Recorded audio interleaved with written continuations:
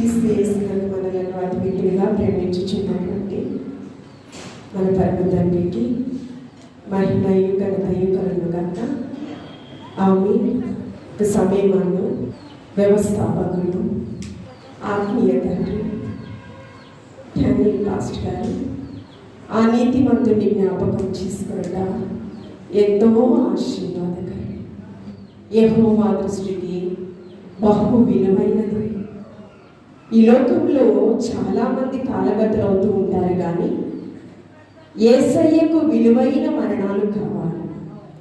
ఆ విలువైన మరణాలు నా యందు విశ్వాసం వచ్చి ప్రతివాడు మరణించినను బ్రతుకును, బ్రతికిన వాడు మరెన్నటికీ మరణించడు.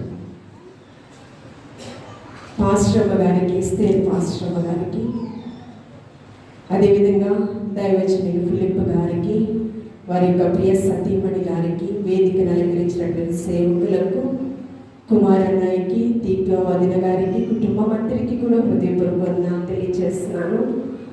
ఈ దినము వచ్చిన వెంటనే పులిపిటి మీద కుర్చీ పక్కన నేను కూర్చున్నప్పుడు కుర్చీలో ఆత్మీయ తండ్రి గారు డానియల్ గారు కూర్చుంటారు. ఒక రోషముతో అగ్ని వంటి దైవజనుడని ఏలియాకు మంచి పేరు.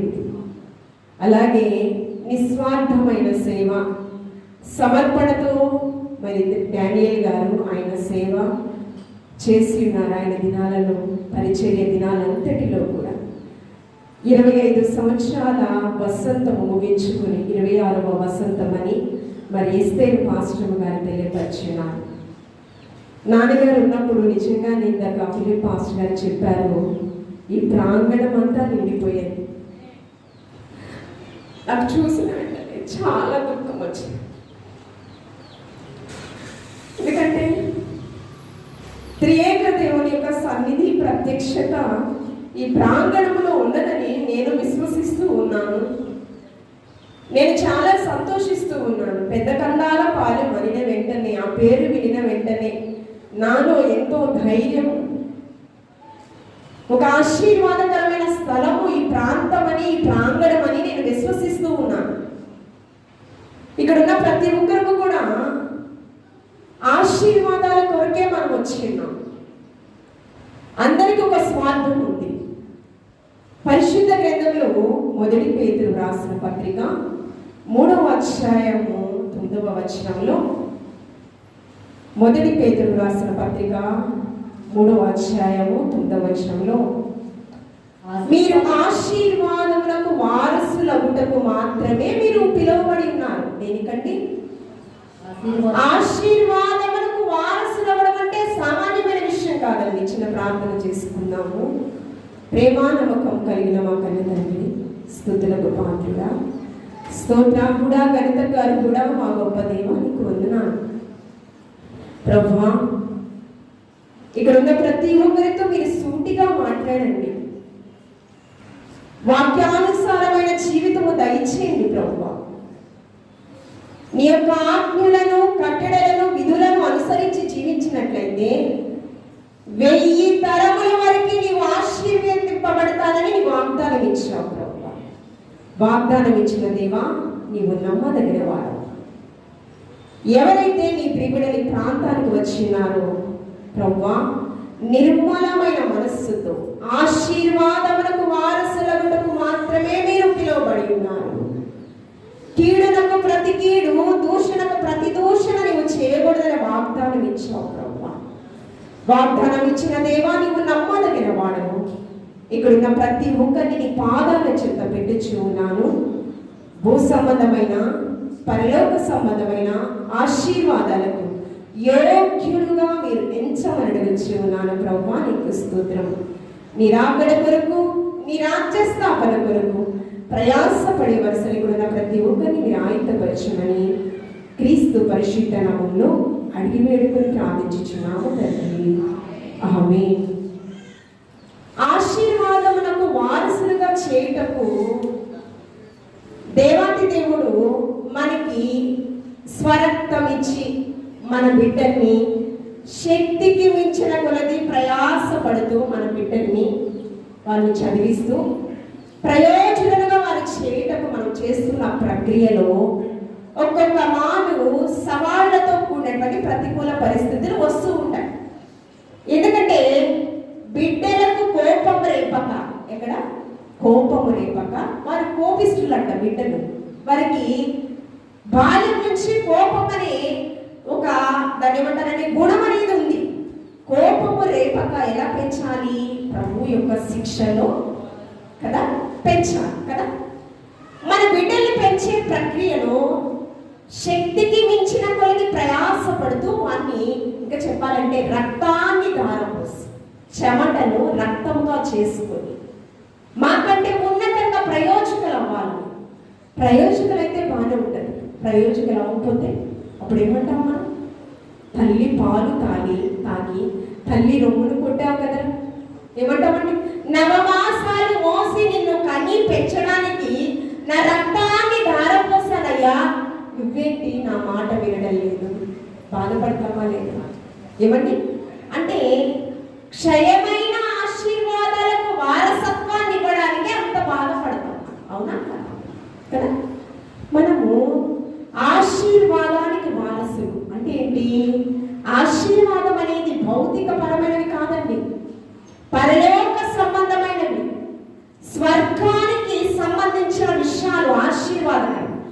ఆశీర్వాదాలు మనం పొందుకుంటే మన నుంచి వారు కూడా నువ్వెంత కష్టపడినా, ఏమండి ఒక మేడను నీవు నిర్మించినా, ఏమండి చాలా ఆస్తిపాస్తులు నువ్వు సమకూర్చినా, నీవు దాన్ని అనుభవిస్తావో లేదో తెలియదు, నీ బిడ్డలు అనుభవిస్తారో లేదో తెలియదు, ఎవరు అనుభవిస్తారో నీకే తెలియదు. కానీ పరలోక సంబంధమైన ఆశీర్వాదం అంటే అది నీవే అనుభవిస్తావు.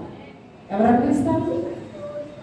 ఆ పరలోక సంబంధమైన ఆశీర్వాదానికి నువ్వు వారసులు అవ్వాలి. దానికి వారసులు అవుతే మనం ఏం చేస్తామో తెలుసా? ఆయన ఏం చేస్తాడట? ఆకాశపు వాకిలి విప్పి ఏం చేస్తాడు? ఆకాశపు వాకిలి విప్పి పట్టజాలనంత విస్తారమైన ఆశీర్వాదాలు మన పట్ల కురపై చేస్తానని వాగ్దానం ఇచ్చాడు. పట్టరాని విస్తారమైన ఆశీర్వాదాలు ఆకాశపు వాకిలి. మనం ఏమైనా ఆలోచన చేస్తాము?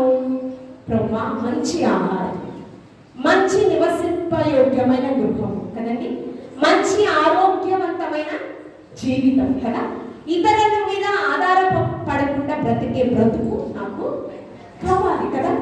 ఇంకొకటి కొంచెం మనలో అతిశయం వస్తే ఏమంటుంది? ఏమనుకుంటాం మనం? అందరూ మన దగ్గరికి రావాలి అనుకుంటూ ఉంటాం. మన హృదయంలో కొన్ని తలంపులు వస్తూ ఉంటాయి కదా. మన తలంపులు పుట్టకమునిపై ఆయన కదండి. మనుషులు పైరూపాన్ని లక్ష్య పెడుతూ ఉంటారు, కానీ హృదయాంతరంగములను పరిశోధించేటటువంటి దేవుడు దేవాది దేవుడు. ఆశీర్వాదములకు వారసులగుటకు యేసుక్రీస్తు ప్రభువారు సామాన్యంగా మనల్ని పిలుచుకోలేదు. ఇక్కడ మీరు ఆశీర్వాదానికి వారసులగుటకు దైవజనులు అహర్నిశలు ప్రార్థన ఫలమే ఇది. మీరు ఈ స్థలముకి ప్రాంగణానికి రావడానికి ఒక కారణం ఏంటంటే దైవజనుల ప్రార్థన ఫలం అండి. ఏమండి? వారు అహర్నిశలు మీ గురించి, వారి కుటుంబ క్షేమం కొరకు ప్రార్థన చేస్తారో లేదో తెలియదు, కానీ దేవుని ప్రతినిధులైనటువంటి, దేవునికి తండ్రికి వారధిగా నిలిచినటువంటి వీరు ఏం చేస్తారో తెలుసా? మీ గురించి, మీ యోగక్షేమం కొరకు అహర్నిశలు ప్రార్థన చేస్తూనే ఉంటారు. ప్రార్థన ధూపం ఈ ప్రార్థనలో వినిపించడమే కాదండి, వారు నిలిచిన ప్రతి ఒక్క స్థలంలో మీ గురించి ప్రార్థన చేస్తూనే ఉంటారు. అందుకని ఈ యొక్క ఆశీర్వాదములకు వారసులు అవడానికి యేసుక్రీస్తు ప్రభువారు నీతిమంతుడు లేడు, ఒకరు లేడు, ఏ భేదము లేదు, అందరూ పాపం చేసి దేవుడు అనుగ్రహించు మహిమను పొందలేకపోతున్నారు. మహిమను మనకి ఇవ్వడానికి స్వరక్తం ఇచ్చి, ఎలా ఇచ్చాడు?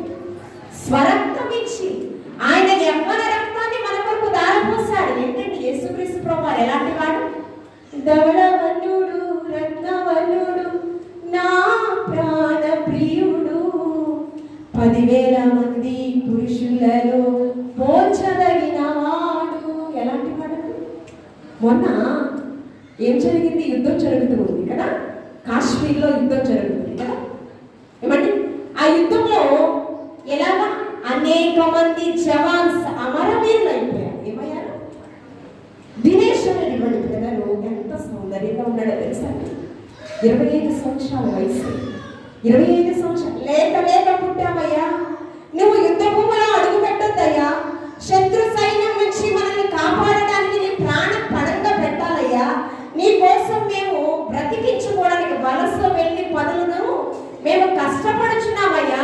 నువ్వే లేకపోతే మాకు ఏముందయ్యా అని చెప్పి ఆ ఉద్యోగానికి వెళ్ళొద్దని ఎంతో ప్రాధేయపడిందంట. కానీ ఏమన్నాడు తెలుసండి?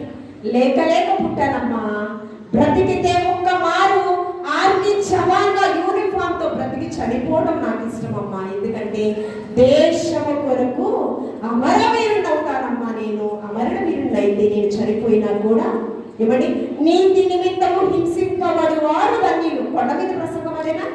5వ అధ్యాయం 7వ వచనంలో నీతి నిమిత్తము, ఇది మహాయజ్ఞము, ధర్మ కార్యములో నీతి కార్యములో పాలిభాగస్థుడయ్యాడు ఆ కుమారుడు. నీతి నిమిత్తము హింసింపబడు వారు ధన్యులు, పరలోక రాజ్యము వారిదే. వారు బాప్తిస్మం తీసుకున్న క్రీస్తుని సొంత రక్షకునిగా అంగీకరించకపోయినా ఖచ్చితంగా వాళ్ళ పౌరసత్వం ఎక్కడ ఉందండి? ఎవరి భారతదేశం కొరకు వారి జీవితాన్ని పణంగా పెట్టారండి ఖచ్చితంగా. అందుకని యేసుక్రీస్తు ప్రభువారు సిలువలో బలియాగం అవుతూ ఉన్నప్పుడు దొంగన్నాడు. మొదటి మారేమో హేళన చేశాడు, రెండో మారు క్షమా గుణం అనేది ఈ లోకంలో ఎవరికి లేదు, కానీ యేసయ్యకే ఉంది. తండ్రి మీరేమి చేయించినారో మీరు ఎదుగురు ఏంటంటే అంతగా పైశాచిక ఆనందాన్ని అనుభవిస్తూ ముళ్ళ కిరీటం పెట్టు, శరీరం అంతా కూడా గాయాలు, వీపును దున్నాలంట, కొరడాలతో, రక్తపు మడుగులతో నిండి ఉన్నది. ఇంత పనిష్మెంట్ చేసిన వారి గురించి క్షమించమని అడుగుతారా? నిజంగా క్షమాతత్వాన్ని, క్షమా గుణాన్ని బోధించిన ఆ రారాజు ఏమంటూ ఉన్నాడు? తండ్రి వీరేమి చేయచ్చు. వెంటనే ఏమన్నాడు తెలుసా? ఆ దొంగలో పశ్చాత్తాపం, ఆ దొంగలో మార్పు, ఏమంటే ఆ ప్రార్థన మార్చేసిందండి. తండ్రికి మొరపెట్టారు. ఏం చేస్తున్నారో తెలియట్లేదు ప్రభువా. ఆ దొంగను కూడా క్షమించమని వేడుకున్నాడు. అందుకని ప్రభువా ఈ రాజ్యంలోకి వెళ్ళేటప్పుడు నన్ను జ్ఞాపకం చేసుకోయ్యా. ఏమన్నాడంటే ఆ దొంగకు మారు మనసు ఉందా? ఈ జవాన్స్కి కూడా మారు మనసు లేకపోయినా దేశం కోసం వారి జీవితాన్ని త్యాగం చేశారు. ఖచ్చితంగా వీరు పరలోకంలో ఫలము పొందుకొందురుగాక. ఆమె చెప్పండి కదా. మరి యేసుక్రీస్తు ప్రభువారు కూడా సర్వమానవాళి కొరకు తన రక్తాన్ని, యవన రక్తాన్ని దారపోసాడండి. పరిశుద్ధుడు, అతి పరిశుద్ధుడు. నాలో పాపం ఉన్నదని ఎవరైనా స్థాపించగలరా? కదండి. ఆయన ఎలాగంటే మన జీవితాన్ని మార్చివేశాడు. మొదటి పేతురు రాసిన పత్రిక 2వ అధ్యాయం 9వ వచనంలో చీకటి అంటే పాపం అనే దాసత్వంలో ఉన్న మన జీవితాన్ని, చీకటిలో ఉన్న మనలను ఆశ్చర్యకరమైన తన వెలుగులోనికి పిలిచిన వాడి గుణాతిశయములను ప్రచురపరిచినది. ఎలాగంటే చీకటిలో పాపంలో ఉన్న మనల్ని ఆశ్చర్యకరమైన రీతిగా ఎలా పిలిచాడంట? ఆశ్చర్యకరమైన వెలుగయ్యున్న దేవాది దేవుడు కదా. ఆశ్చర్యమైన ప్రేమ, అమరం, ఆశ్చర్యం కదా. ఎలాంటి ఏ యోగ్యత లేని మన పట్ల ఆయన ప్రేమ, ఆశ్చర్యమైన ప్రేమ చూపించాడండి. ఎలా?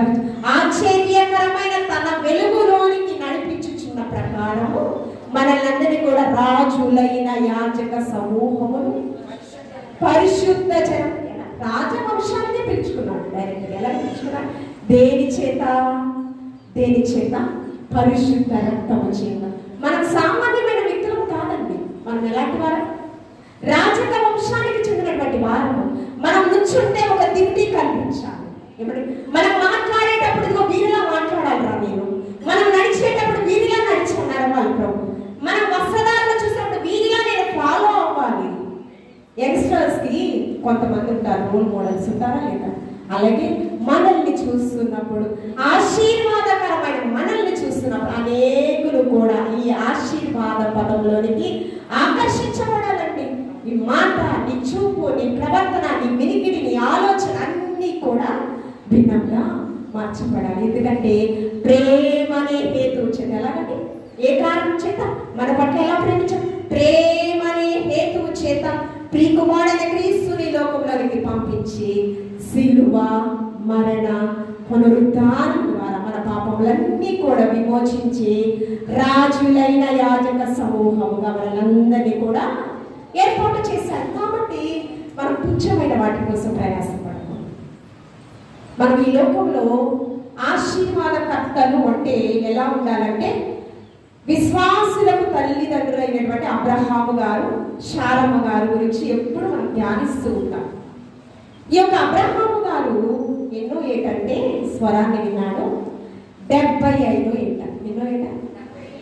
75 ఏట విశ్వాసులకు తండ్రి.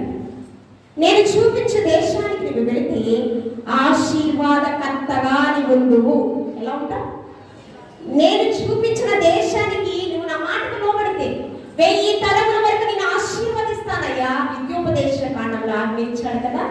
నేను చూపించిన దేశానికి నువ్వు వెళ్ళిపోతే నీ భార్య, నీకున్న సమస్తములు వెళ్ళిపోతే ఉన్న అయ్యా 75 సంవత్సరాలకి ఎంత సమకూర్చుకున్నానయ్యా. మొన్న పాటను వెళ్ళిపోమంటున్నా, కొంచెం సమయం అయ్యా.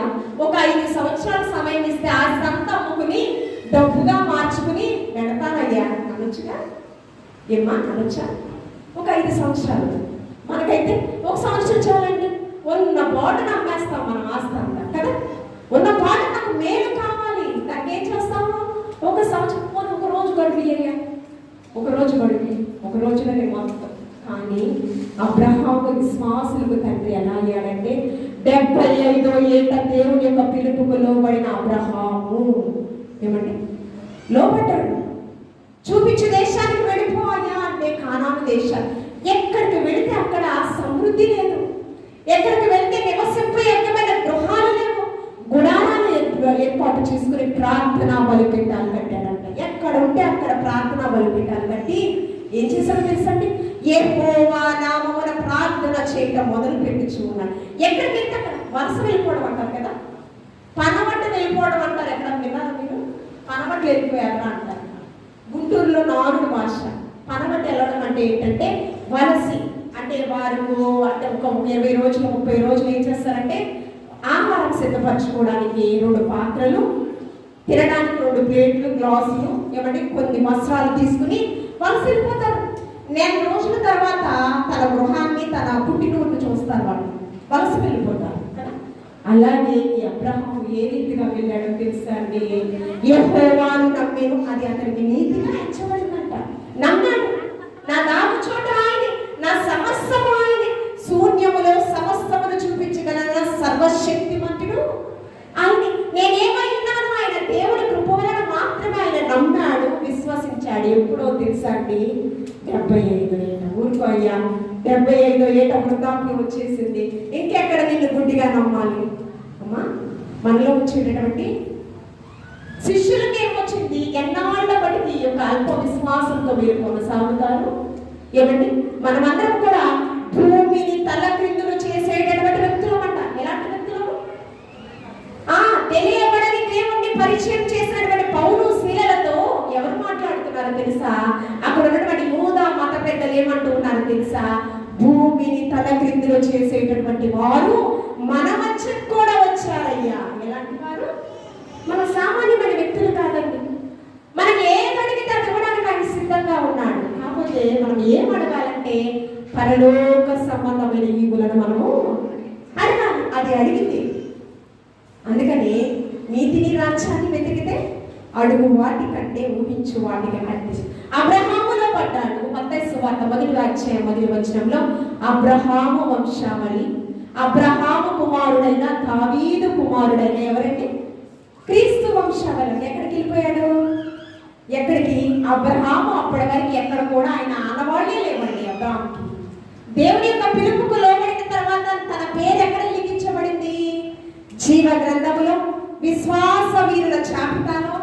హెబ్రీయులకు రాసిన పత్రిక 11వ అధ్యాయం అంతా కూడా విశ్వాస వీరుల జాబితా అండి.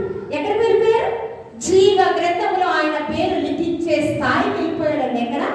75 ఏట గుడ్డిగా దేవుని యొక్క మాటకు లోబడిన తర్వాత ఎక్కడికి వెళ్ళిపోయాడు?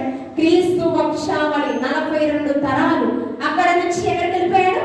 జీవ గ్రంథంలో పేరు లిఖించబడే వరకు కూడా ఎక్కడ వెనుకకు కదా, ఎక్కడ వెనుకకు తిరిగితే మన పరిస్థితి ఏమైపోతుందో ఒకసారి మనం ఆలోచన చేయాలి. దేవాతి దేవుడు ఆశీర్వాదానికి వారసులు అవిటకే పిలిచారు. మరి దేనికి పిలవాలి? కానీ ఒకసారి చూడండి పరిశుద్ధ గ్రంథంలో చూడండి, లూకాసు వార్త, లూకాసు వార్త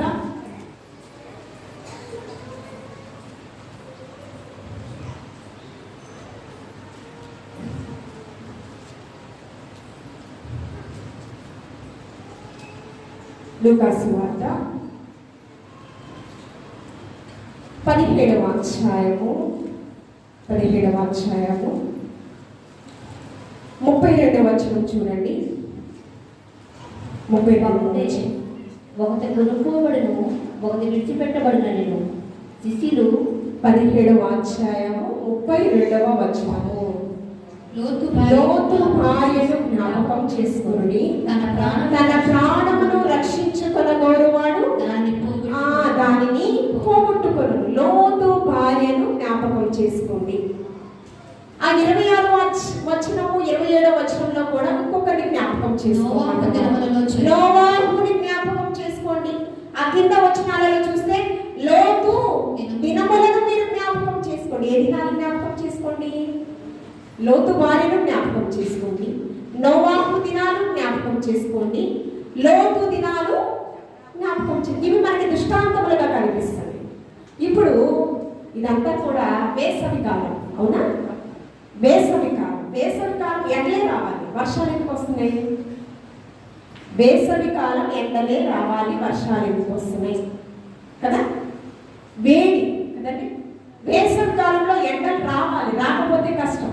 ఏ కాలంలో ఏది రావాలి అది రావాలి కదా. ఈ సృష్టిలో ఉన్నటువంటి పంచభూతములు, ఆకాశము, గాలి, నీరు, భూమి, అగ్ని, ఇవన్నీ దేనికి ఇచ్చాడంటే మనకి ఆశీర్వాదకరంగా ఇచ్చాడు. వాటిని ఏమండి, ఆకాశము లేకపోయినా, వెలుగు లేకపోయినా మనం బ్రతకడము కష్టం, వేడి లేకపోయినా మనం బ్రతకడం కష్టం కదా. ఏ సమయంలో ఏది రావాలి? అకాల వర్షాలు, పంటలు నష్టం, అవునా? బాగా వేడి వచ్చేస్తుంది, మనిషి బ్రతకలేకపోతున్నాడు అంటే భూమిలో తాపం పెరిగిపోతుంది. ఏమండి, వీటిని బట్టి మనం సంతోషించాలి కదా. కానీ ఈ పంచభూతాలంట ఒక అస్త్రంగా దేవాది దేవుడు ఏర్పాటు చేస్తున్నావా, ఈ వేడి తాపం తట్టుకోలేకపోతున్నానయ్యా, అయ్యా ఈ వేడి నుంచి మమ్మల్ని రక్షించయ్యా అని మనం అనుకోని రోజున, అయ్యా ఎంత బాగుందా, కొంచెం వేడిని అయ్యా అంటామా? అంటామా? అనగలమా? అయ్యా కొంచెం ప్రశాంతమైన వాతావరణాన్ని. ఈ వెంటల నుంచి ఇప్పుడు వర్షం రాగానే మనకి ఏం ఆలోచన వస్తుంటుంది? మన శరీరానికి సేద తీర్చావు ఏసయ్యా, ఏమంటాం? అనుకుంటామా లేదా? సేద తీర్చావు ఏసయ్యా అనుకుంటూ ఉంటాం కదా. కానీ మనం ఆశీర్వాదానికి వారసులు అవ్వాలి, కానీ అవడం లేదంటే దేనికోసం ప్రయాసపడుతున్నాము? 2వ కొరింథీయులకు రాసిన పత్రిక 5వ అధ్యాయం 1వ వచనం. 2వ కొరింథీయులకు రాసిన పత్రిక 5వ అధ్యాయం 1వ వచనం చూడండి. భూమి మీద మన గుడారమైన ఈ నివాసము శిథిలమైపోయినను చేతి పని కాక దేవుని చేత నిర్మించబడిన, కట్టబడిన నిత్యమైనదియునైనా నివాసము ఎక్కడుందండి? ఇప్పుడు మనం ఎంతో కష్టపడి గృహాలను నిర్మించుకుంటున్నాం కానీ అవంట శిథిలమైన గృహాలంట. ఏ గృహాలు? శిథిలమవడం ఏంటి? ఒకసారి దానికి గ్యారెంటీ ఇవ్వలేము. 100 సంవత్సరాల తర్వాత ఈ బిల్డింగ్ ఉంటుందని గ్యారెంటీ ఇవ్వలేము. మొదటి దినాన్ని మేము విశాఖపట్నంలో ఉంటాం కదా, మా మామయ్య గారు వాళ్ళ పితరులు ఒక బిల్డింగ్ ఉంది, అది త్వరలో తీసేయాలంటే. ఎందుకు తీసేయాలంటే దానికి గ్యారెంటీ లేదు, చాలా స్ట్రాంగ్ లేదు, దానికి కెపాసిటీ లేదు. 100 సంవత్సరాలు కాదు, 50 సంవత్సరాలే దానికి ఉన్న కాల పరిమితి కదా. అంటే అది తీసేసి ఆ ప్లేస్లో ఒక కొత్త బిల్డింగ్ నిర్మించుకోవాలి. మేమున్న హౌస్ కూడా 3 ఫ్లోర్స్ ఉంటుంది. అది కూడా ఏం చేయాలంట? అమ్మడానికి వస్తే అది తీసేసి వేరే కొనడానికి వారు కూడా ఏమంటున్నారు, ఎన్ని సంవత్సరాలు అయిందండి ఈ హౌస్ కట్టి? ఎన్ని సంవత్సరాలు? గ్యారెంటీ లేదు, అది కూడా శిథిలమైపోతుంది. నువ్వు ఎంత కష్టపడి ఎంత సుందరవంతంగా రూపకల్పన చేసినా ఆ గృహం ఏమవుతుందండి? మనుష్యుల చేతి పని కాక ఎలా నిర్మించబడిందా? దేవుని చేత నిర్మించబడిన గృహాలు ఉన్నాయంట. ఏమండి? దేవుని చేత నిర్మించబడిన నూతన యెరూషలేము అనే గృహం ఉంటుంది. ఇక్కడ అమ్మ నేను అడుగుతాను, చింత లేకుండా ఎవరైనా ఉన్నారా? కష్టాలు లేకుండా ఎవరైనా ఉన్నారా? వ్యాధి బాధలు లేకుండా ఎవరైనా ఉన్నారా? ఉన్నారా? అమ్మ నేను చాలా సంతోషంగా ఆహ్లాదంగా బ్రతుకుతున్నానమ్మా. నా కుటుంబంలో ఏ లేమే లేదు, ఏ కొరత లేదు, ఏ కష్టం లేదు, ఏ నష్టం లేదు అని చెప్పగలమా ధైర్యంగా? ఏదో ఒక వ్యాకులం, ఏదో ఒక చింత. ఇజ్రాయేలు ప్రజలకి ఏమో క్షయమైన ఆహారం కొరకు చింత. మోషే మీద సడుగుతూ ఉన్నారు, ఏమంటూ ఉన్నారు? బానిస బ్రతుకులు బ్రతుకుతూ ఫరో సామ్రాజ్యంలో చక్కగా బ్రతికామయ్యా.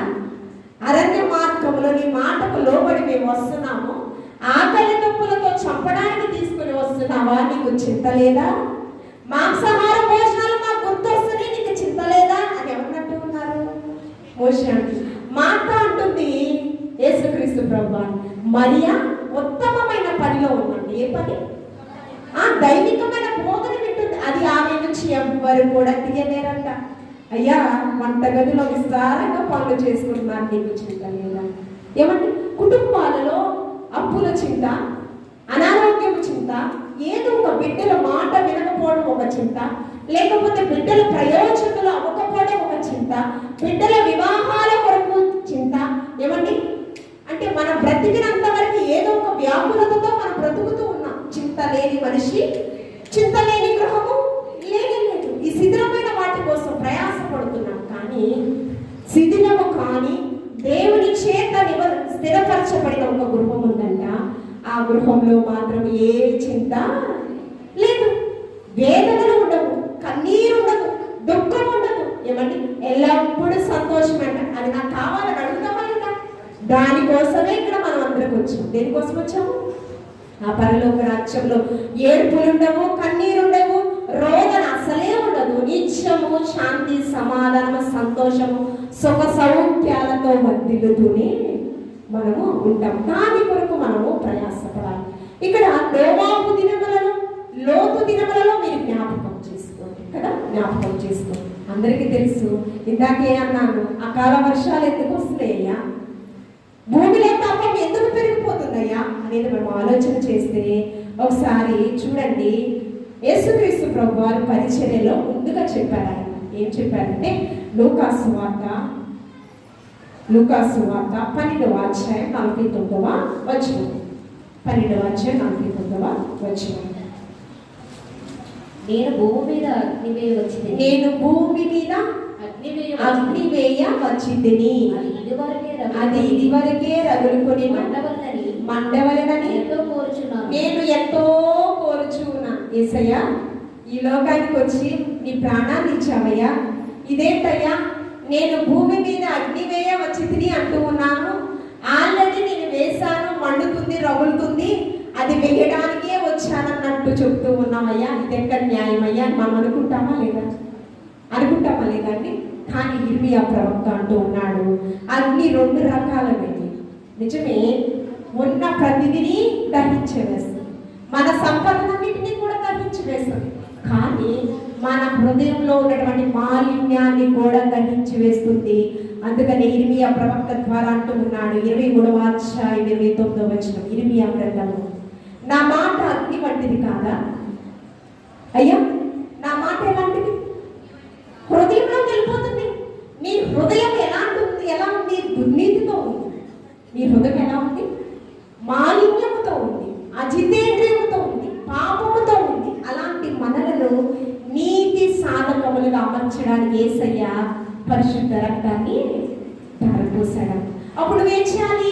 నీ వాక్యం నేరుగా హృదయంలోకి వెళ్ళిపోతే పాస్టర్ గారు నా గురించి మాట్లాడుతున్నారు అనుకోవడం కంటే ఏం చేయాలి? మార్కు సువార్త 11వ వచనంలో ప్రకటించుచున్నది మీరు కాదు కానీ పరిశుద్ధాత్మ దేవుడు మీకు బయలుపరిస్తేనే కానీ మీరు దేనిని కూడా. ఇక్కడ మాట్లాడుతుంది నేను కాదు, బ్రదర్ కాదు, ఇంకెవ్వరు కాదు. ఎవరు మాట్లాడుతున్నారండి? పరిశుద్ధాత్మ దేవుడు. ఏం మాట్లాడుతున్నా? నా మాట అగ్ని వంటిది కాదా? అగ్ని వంటిదైతే నీ హృదయంలో చొచ్చుకుపోయి నీ హృదయంలో ఉన్నటువంటి పాపము, మాలిన్యం అంతా కూడా దహించి వేసి నిన్ను ఎలా చేస్తుంది?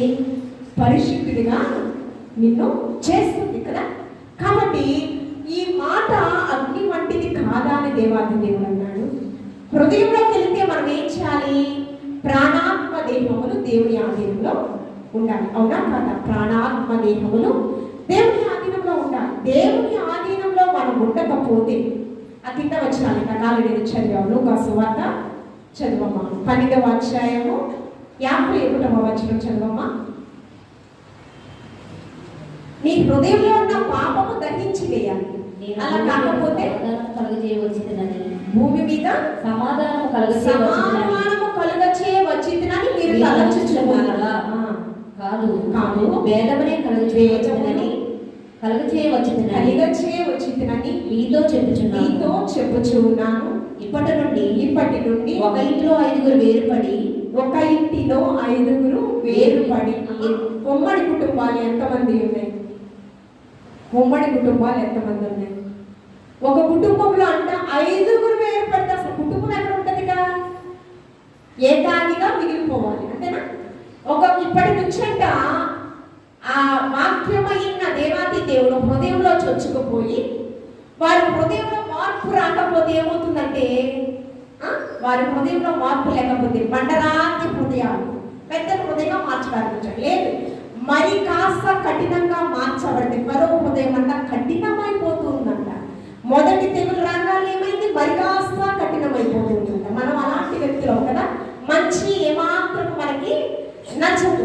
చాప కింద నీరులాగా చేయాల్సిన ప్రక్రియ అంతా, చేయాల్సిన కీడు, చేయాల్సిన ఆపద ఏంటి ఏం చేసినా వాళ్ళు మంచిగా మనం అంటూ ఉంటాం.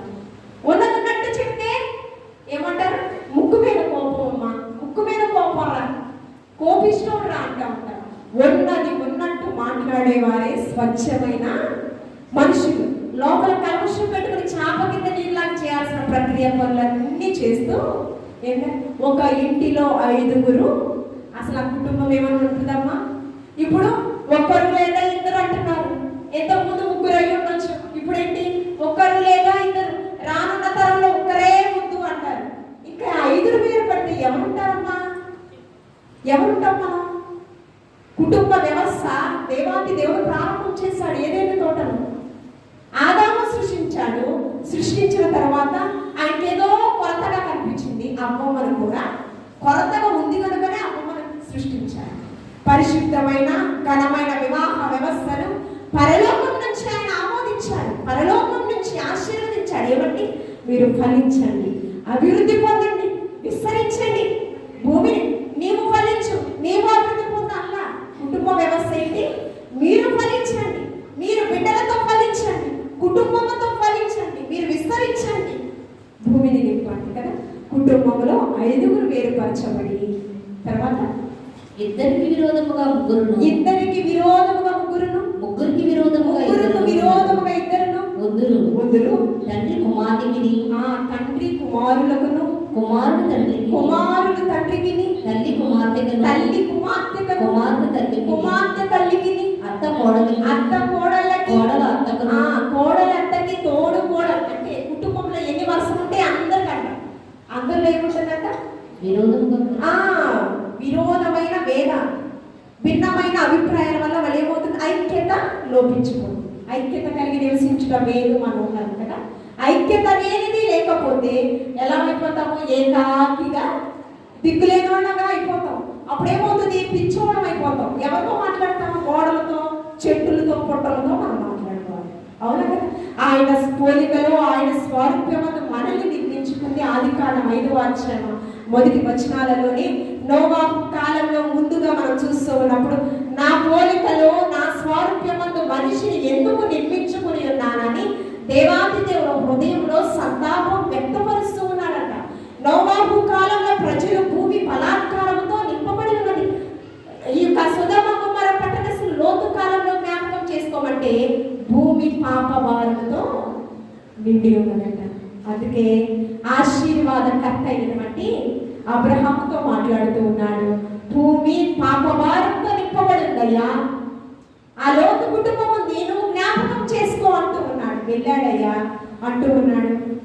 అబ్రహాము అగ్నిగంధకాలతో దహించి వేస్తున్నానయ్యా ఈ పట్టణాన్ని అంటే, అయ్యా 50 మంది నీతిమంతులుంటే విడిచిపెట్టు ప్రభువా, 45 మంది నీతిమంతులుంటే ఆ పట్టణాన్ని విడిచిపెట్టు ప్రభువా. 35 మంది నీతిమంతులుంటే పట్టణాన్ని విడిచిపెట్టు ప్రభువా. 10 మంది నీతిమంతులుంటే పట్టణాన్ని విడిచిపెడతావా ప్రభు అంటే విడిచిపెడతాను. ఏంటంటే ఒక మహాపట్టణంలో ఈ పెద్ద గంగాల పాలు ఏ మండలానికి చెందిందో, ఏ పరిధికి చెందిందో, ఈ రాజు నియోజకవర్గం ఏ ప్రాంతానికి చెందిందో, ఈ పట్టణాలలో ఎంతమంది నీతిమంతులు ఉన్నారు, ఇక్కడున్న ప్రతి ఒక్కరు కూడా ఎంతమంది నీతిమంతులు ఉన్నామో ఏమని మనం నీతిమంతులమైతే మా పట్టణాన్ని అంట దేవాది దేవుడు ఉగ్రత నుంచి తప్పిస్తాడంట. దేవాది దేవుడు కదా, ఉగ్రత నుంచి తప్పింపబడే వారే ఆశీర్వాదకు కర్తలు. ఏంటంటే ఉగ్రత నుంచి తప్పించబడాలి, ఆశీర్వాదాన్ని పరిచయం చేయాలి, దేవుని యొక్క ఆత్మ సంబంధమైన వాక్కులను పరిచయం చేయాలి. అందుకని అన్నాడు రుచి చూచి ఎరిగితిని యెహోవా ఉత్తముడు అని. ఆ ఉత్తముడిని మనం ఏం చేస్తామంటే రుచి చూచాం కదా, రుచి చూచామా లేదా జ్ఞాపకం చేసుకోండి. నోవాహు కాలంలో ఇప్పుడు మనం చూస్తూ ఉన్నప్పుడు ఏమంటే భూమిని తలకిందులు చేసేటటువంటి మనుష్యులము మనం కదా. మనము ఒక గొప్ప భాగ్యాన్ని రాజక వంశానికి దేవాది దేవుడు ఏర్పాటు చేశాడు కదా. ఎన్ని సంవత్సరాలు అయింది రాజక వంశాన్ని, రాజకీయ మగుటాన్ని మనకి ఇచ్చి ఎన్ని సంవత్సరాలు అయిందో తెలుసా? ఎన్ని సంవత్సరాలు అయింది? 2025 సంవత్సరం. అవునా కాదు? ఈ రాజక వంశానికి మనల్ని ఆహ్వానించింది ఎన్ని సంవత్సరాలు? 2025 సంవత్సరాలు కదా. మరి నోవాహు కాలంలో కూడా 120 సంవత్సరాలు రాజవంశంలోకి రండి రండి రండి, రక్షణ ఓడలోకి రండి రండి అని ఎన్ని సంవత్సరాలు ప్రకటించారు? 120 సంవత్సరాలు ప్రకటించారు కదా. రక్షణ ఓడలు పగలు మేఘ స్తంభమై రాత్రి అగ్ని స్తంభమై ఇశ్రాయేలు ప్రజలకు నిత్యంగా తన తోడుగా ఉంటే క్షయమైన ఆశీర్వాదాల కొరకు మీరేం చేస్తున్నారంట? నోవాహు కాలంలో 120 సార్లు ప్రకటింపబడింది ఉగ్రత నుంచి మీరు తప్పింపబడి అంటే 120 సార్లు కూడా పెడచెవిని పెట్టారండి. జలప్రాణం వస్తుందమ్మా, ఓడని నిర్మించుకోండి అమ్మా, రండమ్మా, రక్షణ ఓడలోకి రండమ్మా అంటే ఎన్నిసార్లు ప్రకటించబడిందండి? 120 సంవత్సరాలు ప్రకటింపబడిందండి. ఒక్కరు కూడా అంటే కఠినాత్ములు అవుతారు, కఠినాత్ములండి మనుషులు, కఠినమైన మనస్సు కలిగినటువంటి వారు. మనం కూడా ఏమంటే అకాల వర్షాలు వస్తున్నాయంటే, భూమిలో తాపం పెరిగిపోతుందంటే ఇవన్నీ వాతావరణం, ఈ యొక్క పంచభూతాలు వాటిని బట్టి మనం సంతోషించాలండి. ఉష్ణోగ్రత ఎలా ఉండాలో అలాగే ఉండాలి. ఆ తాపం పెరిగిపోతే మనం ఏం చేస్తామండి? చనిపోతాం. కాబట్టి మనం ఏం చేయాలి? ప్రాణాత్మ దేహములు దేవుని ఆధీనంలో ఉన్నాయి. లోతు భార్యను జ్ఞాపకం చేసుకోండి. దేవదూతలతో పంపించాడు, ఉన్న పాటున ఇక్కడ నుంచి త్వరపెట్టి నువ్వు సొదొమ గొమొర్రా పట్టణం వెలుపలికి నీవు తీసుకురండి అని చెప్పి ఎవరు పంపించాడు? దేవదూతల పంపించడం ఎంత గొప్ప ఆశీర్వాదం అండి. అక్కడికి వెళ్ళాడు, వెనుకకు తిరగొద్దమ్మా, ఈ ప్రాంతం నుంచి వెళ్ళిపోండి, పారిపోండి అని చెప్తూ ఉన్నాడు. కానీ లోతు భార్య వెనుకకు తిరిగింది, ఉప్పు స్తంభము అయింది కదా. వ్యక్తిగత జీవితం ఎవరి జీవితం వారు, ఎవరి సాక్ష్యం వారు కాపాడుకోవాలి. వెనుక ఏముందని వెనుకకు తిరిగింది? ఏముందని? లోకమేమి జరుగుతుందని కాదు, అగ్ని గంధకాలతో దహించి వేస్తున్నాడు దేవాది దేవుడు కదా. అగ్ని గంధకాలతో దహించి వేస్తున్నాడంటే అక్కడ ఏడుపు వస్తుంది, వేదన వస్తుంది, అరుపులు వస్తుంది. ఎవరు అరుపులు? అక్కడ దేవదూతలు అడుగుతున్నారు, నీ కుటుంబం ఎవరున్నారయ్యా ఇక్కడ అడిగితే ఏమన్నాడు లోతు? నా భార్య ఉంది, ఏమంటే నా అల్లుళ్ళు ఉన్నారు, నా కుమారులు ఉన్నారు, నా కుమార్తెలు ఉన్నారు. అల్లుళ్ళు ఎవరు? రేపు త్వరలో వివాహం చేసుకునేటటువంటి అల్లుళ్ళు ఉన్నారు. కానీ దేవదూతలు ఎవరెవరి చేతులు పట్టుకుని బలవంతంగా తీసుకెళ్ళిపోతూ ఉన్నారు? ఎవరెవరి చేతులండి? లోతు భార్య, లోతు చేతులు, లోతు కుమార్తెల చేతులు. అల్లుళ్ళు ఎక్కడా? కుమారులు ఎక్కడా? అల్లుళ్ళు ఎక్కడా? కుమారులు ఎక్కడా? మనం ఆశీర్వాదానికి వారసులు కాదండి. వెనక డబ్బు ఉంది, ఆస్తి ఉంది, సిరి సంపదలు, వీటి కోసం వెనుకకు తిరగలేదండి. అంత్య దినాలలో యేసుక్రీస్తు ప్రభువారు సిలువలో బలియాగం అవుతూ ఉన్నప్పుడు, అమలారా నా నిమిత్తం ఏడవకండి, మీ కొరకు మీ బిడ్డల కొరకు కన్నీరు కార్చండి. ఎందుకంటే ఇర్మియా ప్రవక్త అంటూ ఉన్నాడు 9వ అధ్యాయం 7వ వచనంలో, రోదనము చే స్త్రీలను, అంగలార్చే స్త్రీలను మీరు పిలవనప్పండి. ఎందుకు?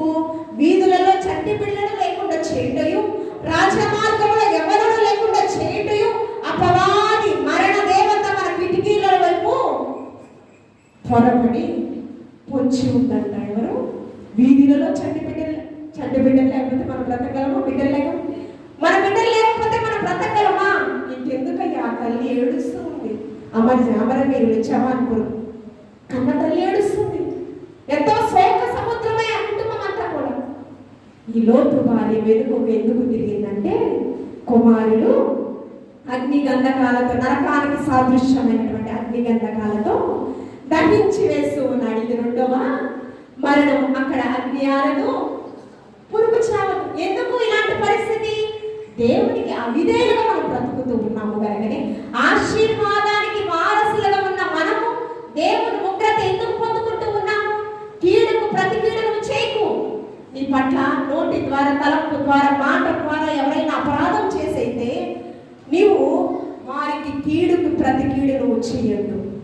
దోషణకు ప్రతి దోషణ నువ్వు చేయొద్దు. యుద్ధము యెహోవాదే.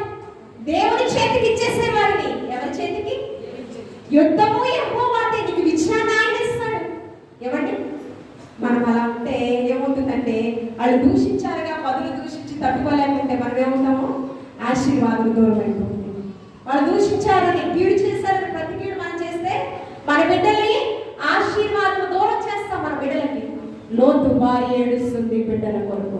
ఏమండి, ధనవంతుడు అగ్నిగుండంలో ఏమంటే కాలిపోతూ ఉన్నాడు. అయ్యా సమయం ఇవ్వయ్యా, నా కుటుంబాన్ని నేను సంరక్షించుకుంటాను.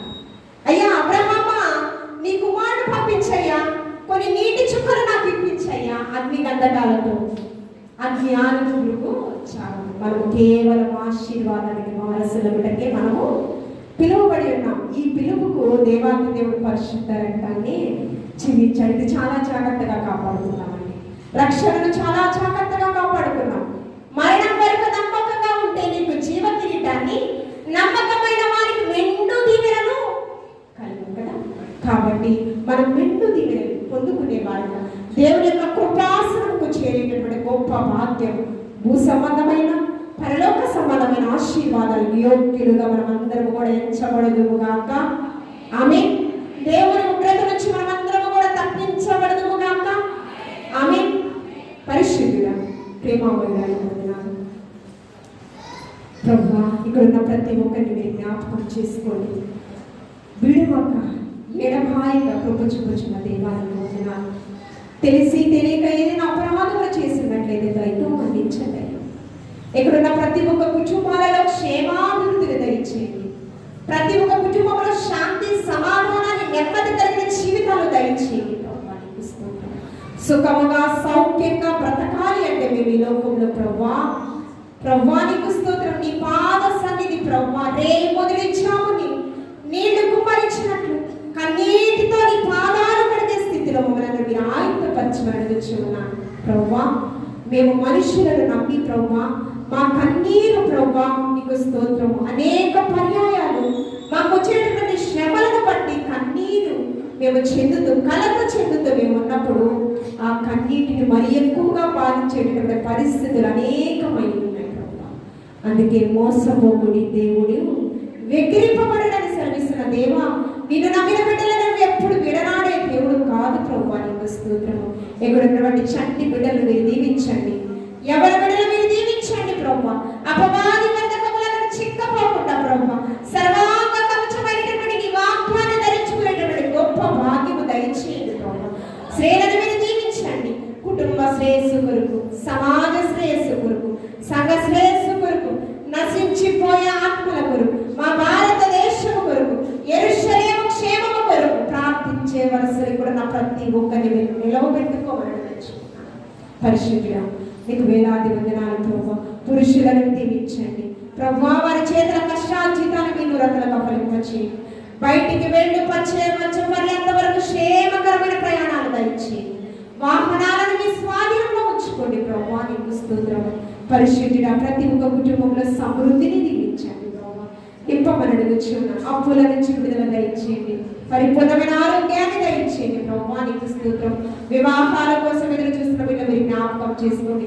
ఆత్మీయ స్థితి నుండి వరుణ్ణి వధువులు మీరు సిద్ధపరచండి. ఉద్యోగాల కొరకు ఎదురు చూస్తున్న బిడ్డ మీరు జ్ఞాపకం చేసుకోండి. చక్కటి జీవనోపాధిలో వారిని స్థిర వెధవరాళ్ళను మీరు జ్ఞాపకం చేసుకోండి. వెధవరాల పక్షాన వ్యాజ్యమాడే దేవానికి వందనాలు. భర్తగా, యజమానుడుగా, తోబుట్టుగా వారి ప్రతి అవసరం మీ నామంలో తీర్చమడుగుచున్నా. వృద్ధ తల్లులను, తాతలను మీరు జ్ఞాపకం చేసుకోండి. వారి శరీరంలో సత్తువుని మీరు దయచేయండి, దీర్ఘాయువును దయచేయండి ప్రభు. వారి పనులు వారు చేసుకునే సామర్థ్యము దయచేయండి ప్రభు. నీకు స్తోత్రం.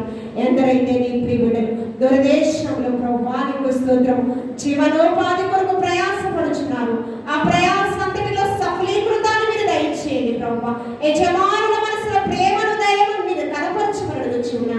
వేసా విషయంలో, అక్కామ విషయంలో, అన్ని విషయాలలో మార్గాలను సరళం చేయండి ప్రభు. నీకు స్తోత్రం ప్రభు. వారి కుటుంబంతో కలుసుకొని పర్యంత వరకు మీరే కల నీడలో దేవదూతల కౌగిలను కాచి కాపాడి సంరక్షించమని ప్రభు. మరి ముఖ్యంగా డానియల్ పాస్టర్ గారు ప్రభు, వారి కుటుంబము, పాస్టర్ గారు ఎస్తేర్ గారు చేసినటువంటి సేవకులు ఫిలిప్ గారు, వారి భార్య ప్రభు నీకు స్తోత్రము. కుమారన్నయ్య, వదిన గారు, వారి కుటుంబము చేసినటువంటి సేవా పరిచర్యను మీరు నూరంతలుగా ఫలింపచేసి విస్తరింపచేయమని, ఈ యొక్క సంఘ సరిహద్దులను మీరు విశాలపరచి, ఒక దినాన కోల్పోయిన మహిమ, కోల్పోయిన ఘనతను మీరు మరలా తీసుకుని రమ్మని, ఇది నీ పరిచర్య ప్రభు. నీకు స్తోత్రం. యెహోవాను నేనే, నాకు చెందవలసిన మహిమ, ఘనత, ప్రభావం నేను ఎవ్వరికి ఇచ్చిన వాడను కాను ప్రభు. ప్రతి మోకాలు ఎదుట మొగ్గులు కాక, ప్రతి నాలుక నిన్ను స్తుతించవలసి ఉన్నది ప్రభు. నీకు స్తోత్రం. ఒక దినాన పట్టచాలంత విస్తారమైన విశ్వాసులతో ఈ సంఘమును మీరు నింపమని అడుగుచున్నాను ప్రభు. నీకు స్తోత్రం. పరిశుద్ధురాలు వందనాలు. ఇక్కడున్న ప్రతి ఒక్కరిని మీరు దీవించండి. సేవలో ప్రోత్సాహపరుస్తున్నటువంటి సేవకులు జాన్ పాస్టర్ వారి కుటుంబాన్ని కూడా మీరు దీవించి ఆశీర్వదింపచేయమని, ఇక్కడున్న ప్రతి ఒక్కరి పైన మీ సన్నిధి, ప్రత్యక్షత అనునిత్యము మీరు ప్రజ్వలింపచేయమని, సంబంధమైన పరలోక సంబంధమైన ఆశీర్వాదాలకు యోగ్యులుగా మీరందరినీ మీరు ఎంచమని క్రీస్తు పరిశుద్ధ నామములో అడిగి వేడుకొని ప్రార్థించుచున్నాము తండ్రి. ఆమేన్. అవకాశం ఇచ్చినటువంటి సేవకులు ఫిలిప్ పాస్టర్ గారికి, కుటుంబం అందరికీ కూడా హృదయపూర్వకంగా తెలియజేస్తున్నాను.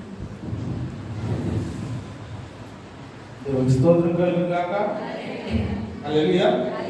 సంతోషపడిన వాళ్ళందరూ ఒకసారి హల్లెలూయా చెప్పండి. హల్లెలూయా. మా సంఘంలో కూడా స్త్రీలందరూ లేకుండా ఏమా అందరికీ కదా అర్థమైందండి. ఎలాగా సువార్త ప్రకటించి లేవు. దేవుని స్తోత్రం కలుగును గాక. హల్లెలూయా. హల్లెలూయా. దేవుడు దీవించింది గాక. ఆమేన్.